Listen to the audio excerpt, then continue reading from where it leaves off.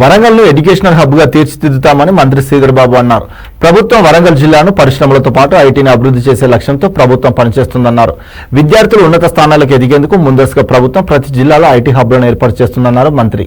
ప్రభుత్వం విద్యార్థుల భవిష్యత్తును దృష్టిలో ఉంచుకొని హనుమకొండలో ఏర్పాటు చేసిన ఐటీ కంపెనీని మంత్రి శ్రీధర్ బాబు ప్రారంభించారు.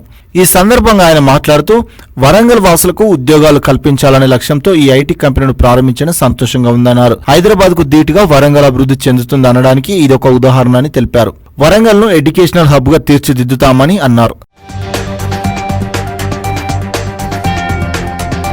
అదేవిధంగా మామునూరు విమానాశ్రయం ఏర్పాటు విషయంలో కేంద్రపై ఒత్తిడి తీసుకొని వస్తామన్నారు. త్వరలో విమానాశ్రయం ఏర్పాటు జరుగుతుందని తెలిపారు. వరంగల్ జిల్లాలో అనేక బహుళ జాతీయ కంపెనీలను త్వరలోనే ఏర్పాటు చేస్తామన్నారు. సూక్ష్మ మధ్యతర పరిశ్రమల ఏర్పాటుకు కొత్త పాలసీని తీసుకురమ్మన్నామని మంత్రి తెలిపారు. వరంగల్ జిల్లాలో ఉపాధి కల్పించడమే లక్ష్యంగా ప్రభుత్వం పనిచేస్తుందన్నారు శ్రీధర్ బాబు.